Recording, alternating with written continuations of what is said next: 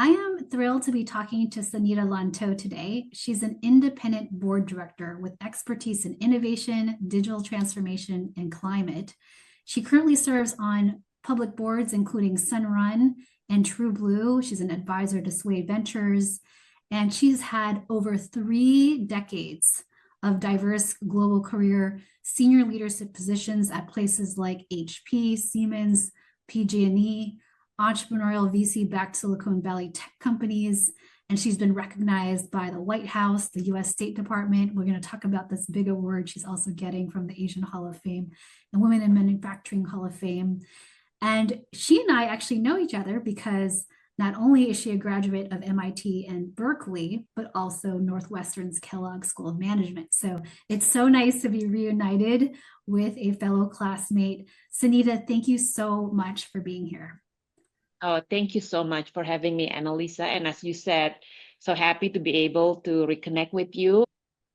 Sunita, you've had such a diverse and interesting career. Can you tell us about yourself, your identity, and your career journey, and maybe a couple of the lessons you've learned along the way? I'm gonna just look back at my journey and maybe share kind of like the big chapters that I felt kind of had been quite pivotal in my career, right?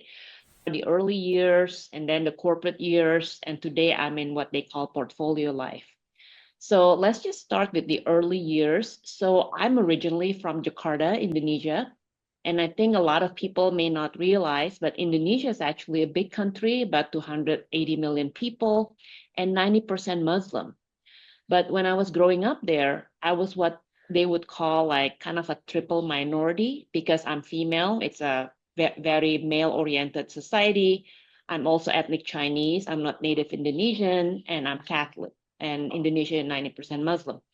And like many kind of Chinese people in Indonesia, my parents, they own businesses. And I guess with that, I was fortunate that they had the resources to focus me on education, send me to schools in the US. But then it kind of like afforded me like a new adventure because when I came to the US during my teenage years, I had to learn, of course, a new language and also a new culture, right? I guess like from these early years, the lesson learned that I have is looking back, I think I have always been a minority somehow, be it in Indonesia, being female, Chinese Catholic, or here in the United States, being female, Asian American, right? And my career in Silicon Valley. But the lesson learned that I learned from this experience is that I think I never look at my minority status as a disadvantage, Annalisa. And on the contrary, I think like having had these experiences actually enabled me to have a much more global perspective and diverse perspective because of the life experiences. And then I guess moving on from those early years to the corporate years, and I guess I have had all kinds of experiences. I've started my career actually right after college as an entrepreneur. Not many people know this, but I started an online game company with two of my classmates. And I think we were a little bit too early, maybe, but we were able to do that for a couple of years, eventually sold it to a much larger competitor. And then I decided to go back to graduate schools. And that's really where we met. And it was really, I think, after graduate school that I had a little bit of a guiding principles with regards to where I wanted to go in my career. Not really clear with regards to the industry or the functional areas, but my two guiding principles were, I kind of felt that I really love the intersection of technology and new business models. And then the other guiding principle was I kind of wanted to work in an industry that what I call had that additionality factor. And what I meant by that is, sure, at the end of the day, as a business, you're selling something, right? You have to grow the business. But I would love to work in an industry that, in addition to business, there is kind of like that purpose in whatever that you're doing. And I guess I had been quite fortunate that in the past 25 years, I have had the opportunity to grow my career at the intersection of, yes, new technology, new business, but also I think industries that matter, namely in energy and in digital manufacturing. And I guess what I learned from those corporate years is maybe when you're early in your career, you're focusing a lot more on yourself. But then as you kind of grow throughout your career, you realize that, hey, satisfaction actually comes from doing that intersection of what you love, in my case, technology and business, what you're good at. I guess I was pretty good in starting new businesses that leverage technology. But at the end of the day, you also want to combine that with your purpose, right? And then about 2 years ago, I entered full-time portfolio life. I guess what they call portfolio life just means you no longer have a 9 to 5. You're not an operator, but doesn't mean you're completely retired, do nothing. And so in my portfolio life today, I serve, as you mentioned, on 2 public boards, one private. Actually, I'm also serving on one of my university's board, and also as an advisor to a VC firm. And I guess the lesson learned on from this portfolio life, I think I find it very satisfying because you can still contribute, but not by doing, but by like advising and governing. And also, I think as a board member and an advisor, you have a lot of opportunity to help the management team, to coach them, to guide them, to help develop them. And I find that very satisfying. Anita, the arc of your career from self to industry impact and now to the larger society is beautiful because it allows us to see that it doesn't have to be you. The whole world isn't resting on one person. You can actually amplify your impact when you have these principles. And the self-knowledge that you gained by taking risks early and then allowing yourself to have these guiding principles, I think has been setting you up for this career, which you're pretty early to the portfolio life. So I will talk about that. But before we do, I want to talk about purpose. You have been an ardent advocate for increasing the number of women in technology leadership.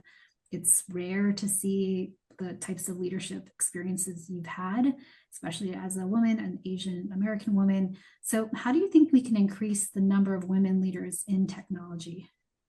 Yeah, this is another great question, Annalisa. And I guess I'll answer this question both from the supply side and also the demand side, right? So let's talk about the supply. I think it has to start pretty early. I think from a young age, girls need to know that, hey, being good in science, in math, is actually pretty cool. And it's not just for the boys, right? And so in order to do that, I think just the community, like parents, teachers, they need to encourage girls to study math and science since the young age, and for girls to kind of realize that it's actually cool to be good in math and science. It's interesting that there's this study by the Society of Women Engineers that they said in grade school about 70% of like boys said that STEM, science, technology, and math is their favorite subject. But only about 30% of girls that science and math is their favorite subject. And then when you go to college, when you look at the top 5 states in the United States with the highest graduation rate for female in engineering and STEM degrees, the number is pretty low too, only about 20%. And so that's why I feel like we have to kind of address this both from the supply side and then we can talk about the demand side later. I think like female in STEM also need role models that are good in math and science, not just the aspirational one. I think you need those. Of course, you need to see female who have won Nobel Prize or like the CEO of a big tech companies. You need those things, but you also need those that are more practical. Basically, people who are just maybe 2, 3 steps ahead of you. If you just graduate from college, your next step's not going to be the CEO of the big tech companies. I think girls or women also need role models that are both aspirational and what I would call practical. And then last but not least, is just from the employer side. I think companies need to be committed and intentional in not just hiring, but also more importantly, I think creating the environment that women can actually develop themselves as leaders.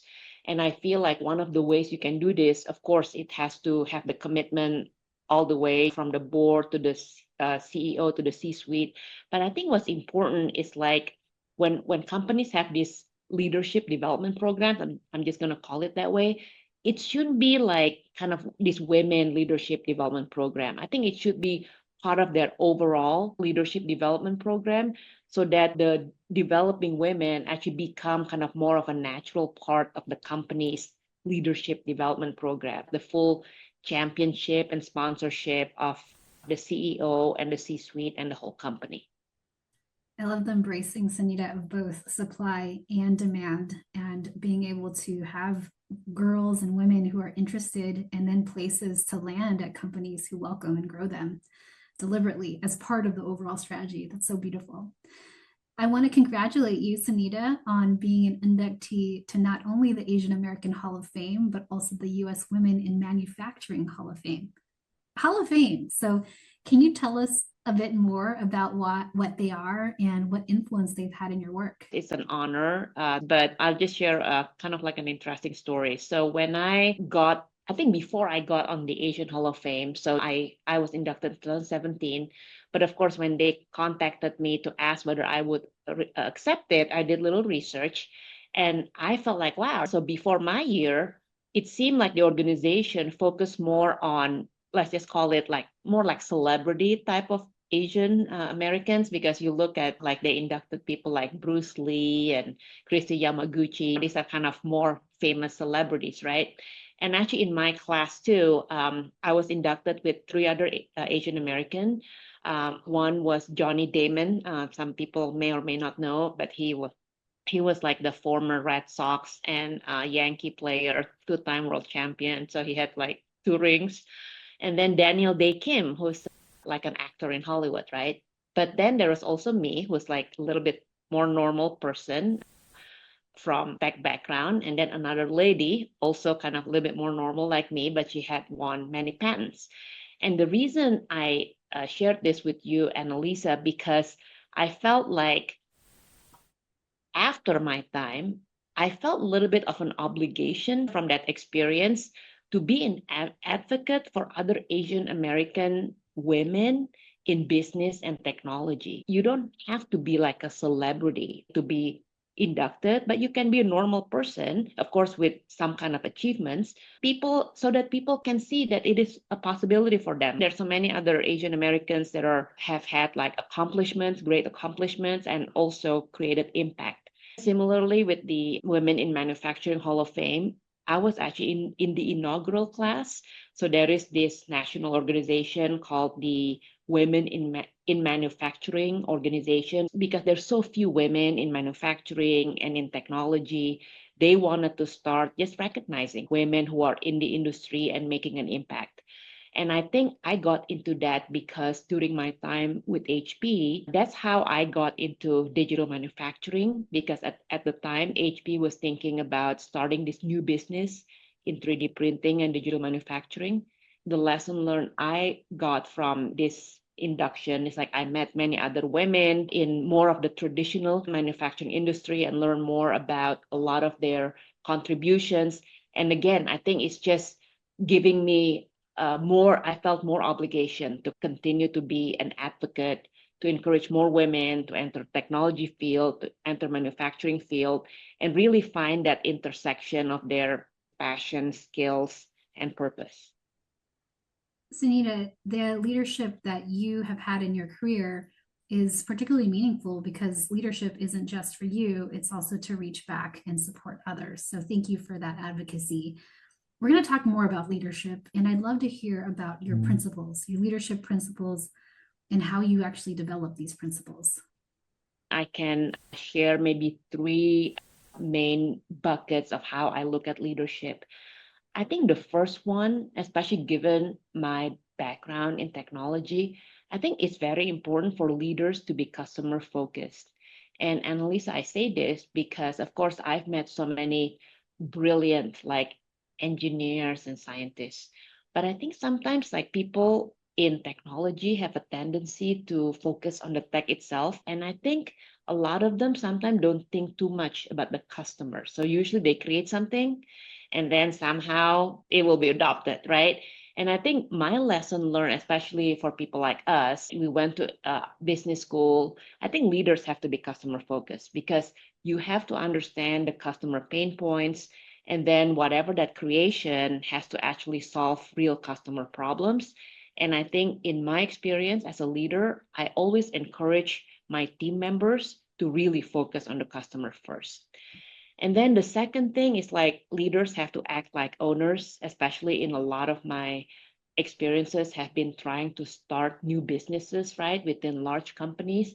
And I think as leaders, you need to act like owners and you need to encourage your team members to like think like owners. I think that's really the difference between being able to successfully, let's say, launch and scale a new business versus those who are just managing or optimizing like an established business.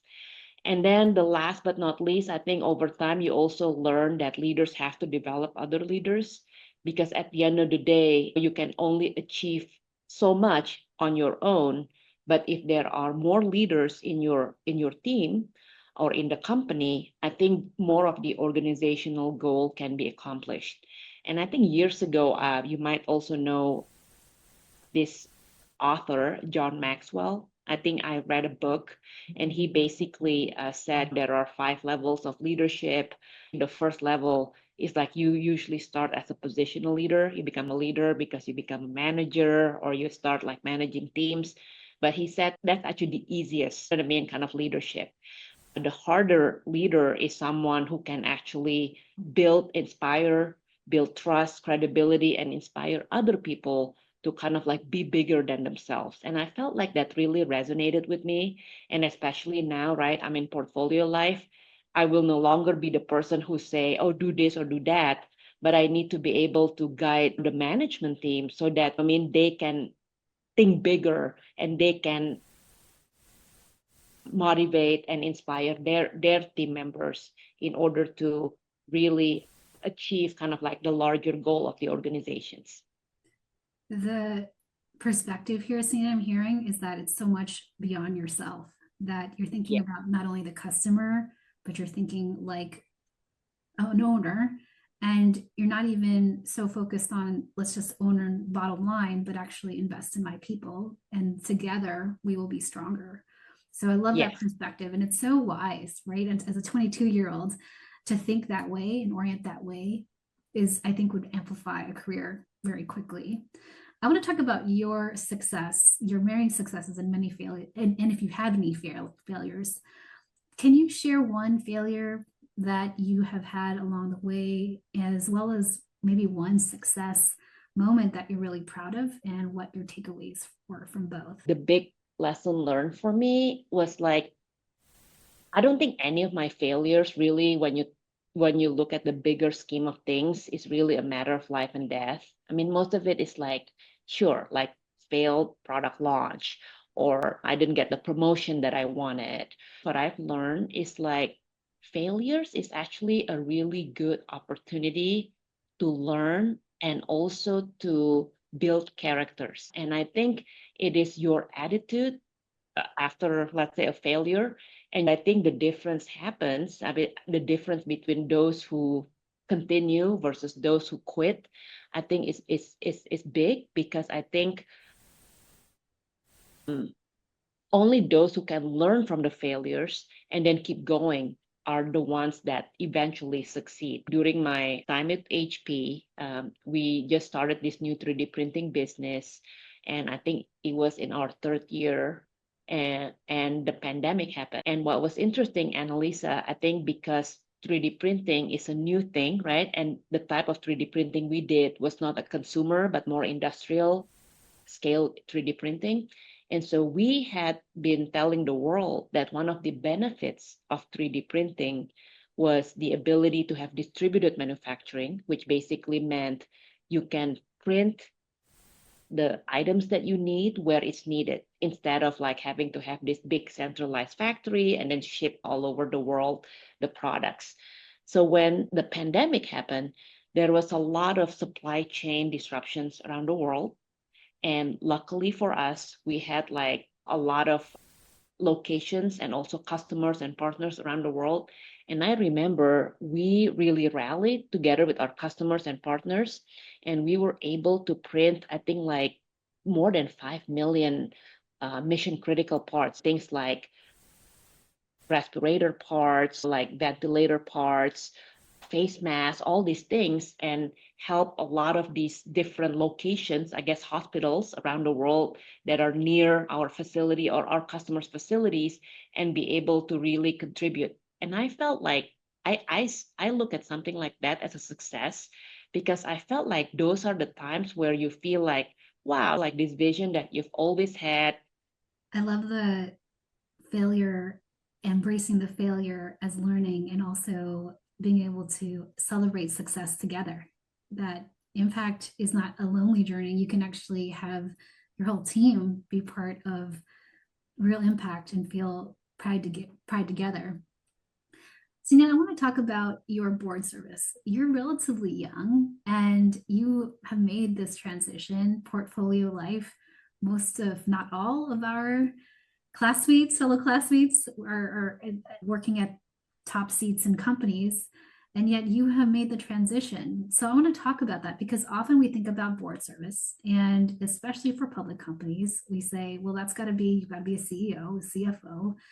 And yet you, as a young person, a female from a tech background, you're on two public boards as well as an advisor and another corporate private board. Can you talk to us about your board journey? I think I'm more of an accidental board in the beginning. So I first got pinged maybe around 2017 timeframe. I was still with Siemens at the time. Again, in their new business, I helped Siemens to launch their new digital energy business. And one day I got a call from one of the recruiting firms, and they said, hey, like there is an energy company that wanted to talk to you for a potential board position. And to be honest with you, at the time, I wasn't thinking about board.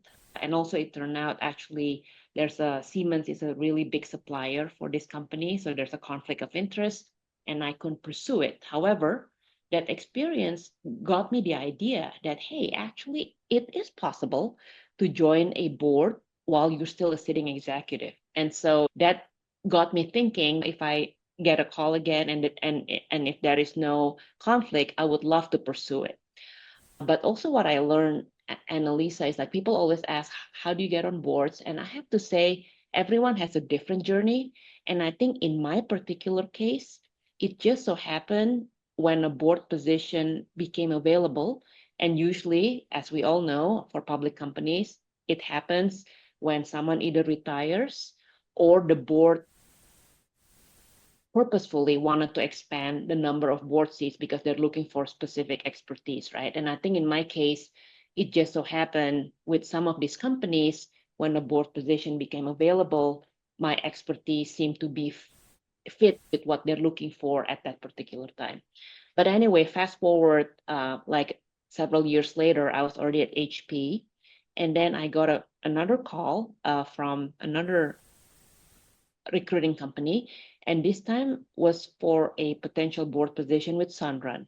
And Sunrun is in the business of consumer solar and battery as a service.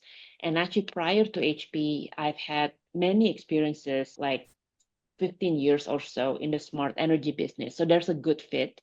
But I think what really made me kind of like accept, I guess, the offer was during the interview process. I felt that the mission and values of the company align with my own. And also, I felt there's a good cultural fit with the current board, which I think is very important because sometimes, even though you have the skill set and all that, but if there is no good culture fit with the board, then sometimes during difficult or challenging, the board culture is not healthy as such that you can advance the goal of the corporation, right? And so I felt with Sunrun, at least there's a good culture fit with the current board. My values are aligned with the company's mission and values, and so when they gave me the offer, I very gladly accepted it. And then about 6 months later, actually, I had the opportunity to join TrueBlue, which is in the workforce solutions company business. And to be honest with you, I had no experience in workforce solutions. However, the company was undergoing tremendous change and they were undergoing big transformation because they had to like change the way they do business. Again, leveraging technology in order not to be disrupted. And somehow, even though the industry itself is not what I have had experience before, but the type of challenges that they were faced with was a good fit with my experience. Again, they are actually a very mission-driven company, so they connect blue-collar worker with work. I think the past 3 years, we have connected more than 2 million people to work. I felt like the mission and values kind of align with my own. And also, there's a good fit with the current board. And I have to say, Annalisa, I'm very grateful for HPs. I joined both my public boards while still a sitting executive there. And I share this with the audience because maybe most of the audience of this podcast still operate in their operating role. And so if you're thinking about potential board service, it's important, I think, to know whether your company support that and then making sure that they actually are okay with it, right, before you go on the journey. And in that case, I was quite fortunate that HP would let me do that as long as, of course, there's no conflict of interest. And so I guess the lesson learned for me is like, no matter how kind of like your board journey starts, because as I said, everyone has a different kind of journey. But when the opportunity comes, and if it's a good fit, I think you should feel confident to take it.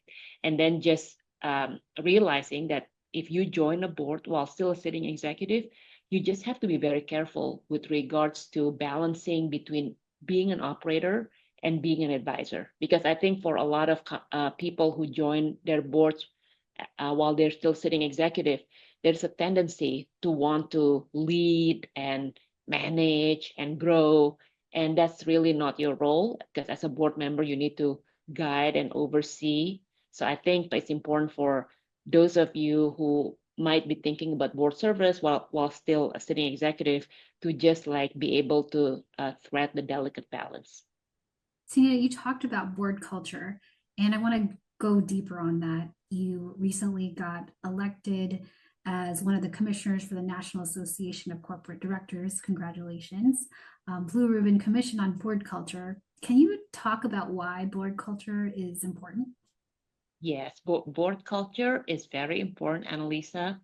And sometimes you would truly know what the culture is like until you've experienced it, right? A lot of people talk about culture, but what is culture exactly, right? It's kind of this nebulous thing. I think culture is really a set of shared values, behaviors, and norms that a group of people subscribe to in order to achieve a shared goal. And as you can imagine, right, these days, a lot of companies are faced with so many challenges. Like we all know that last year was high interest rates and inflation. We don't know what it will be like this year. And then from a technology perspective, there is AI, there are technology disruptions that will disrupt some companies. And then there are geopolitical issues that people have to deal with. And so among all of these challenges, I think a strong and healthy board culture is very important so that each of the board members with their different perspective and expertise should feel comfortable to kind of like discuss tough issues, challenge each other from time to time, challenge management from time to time, in order to come to a decision that is more optimal. And I think a strong and healthy board culture will eventually make the decision more robust and more optimal. And that's why a healthy board culture is important, even though everyone knows culture is important. But I think very few boards take the time to really talk about it. Do we have a healthy board culture? Or are we the kind of board that maybe two, three people that are the most senior make the decisions and the others follow? Do we make decisions in the boardroom, or are there side conversations that are going on outside and then decision already made outside, and then when it's brought to the boardroom it's just for rubber stamping? Those are the kind of things that I think create unhealthy board culture, when there is like faction among the boards, when people don't feel comfortable to engage or to discuss tough issues or to challenge each other. And I think a healthy board culture is very important, because at the end of the day, the board is a fiduciary to shareholders, right? And in order to do your job well, you have to encourage, I think, healthy debates and discussions in the boardroom. I absolutely agree. We're going to move to lightning rounds, but before we do, I'd love to hear wisdom, if you could please, Sunita, about how to climb the leadership ladder in technology, especially if you're a female and maybe even a young female. What advice would you give? Yes, I guess like just a few things, right? I think we all know career is a journey, it's a marathon. And so like don't be anxious if you're in the beginning of your journey, just enjoy it. Embrace change. Don't be afraid to make mistakes and learn from your mistakes, right? I think the other thing, especially for women in the corporate world, I think look out for both mentors and sponsors and both men and women, because at the end of the day, sure, I think a mentor is important. You exchange ideas with your mentor, but I think a sponsor is also important because these are the people who usually are more advanced in their career, much more advanced in the organization, who are willing to advocate for you to get opportunities, right? And then last but not least, again, Annalisa, I think I've mentioned this before, but I want to mention it again. I would like to encourage everyone to really think about how they can pursue that combination of passion, skills, and purpose. Beautiful. All right, here we go for lightning round. Chocolate or vanilla? Vanilla, Cooking or takeout? takeout. Climb a mountain or jump from a plane? Wow. Jump from a plane. Have you ever worn socks with sandals? No, How would you rate your karaoke skills on a scale of 1 to 10, 10 being Mariah Carey? I'm a three or four. What's a recent book you read? I haven't read a book recently, but one podcast that I would encourage everyone to listen to, it's called How to Lead an Asymmetric Life. I love that. You guys can Google it. It's really good. What's your favorite way to practice self-care? Oh, just going to the gym and going out for dinner with friends and family. What's a good professional development you've done? Oh, I go to a lot of conferences, both as a speaker, as an attendee. And I think those are really good because usually you meet with peers, you learn from each other, from other practitioners, and the things that you learn are very practical. What's your definition of a boss mama? I think there is this tendency for women, right? I've read somewhere that if you're a woman and you're aggressive, like people kind of have double standard for a woman versus a man. I think at the end of the day, you just have to be yourself. If you're an aggressive type, then be aggressive. If you're not that type, then that's okay too. What advice would you give your younger self? Oh, I think the advice I would give my younger self is just not to be afraid. Actually, the earlier you can feel comfortable with being uncomfortable, I think that will be your superpower because most people will be most people will be uncomfortable with being uncomfortable. And then Cynthia, where can we find you? LinkedIn, anywhere else? Yeah, I'm on LinkedIn. I'm on, I guess, X as well. I have my own website called sonitalontoh.com. And then final question, can you share any recommendations, parting thoughts with us? I have to say, enjoy the journey, learn from the journey, from the mistakes, and like make your contributions. Beautiful. Sunita, thank you. Congratulations on all the accomplishments. I'm really honored to know you. Oh, thank you so much, Annalisa. Hopefully the conversation has been helpful.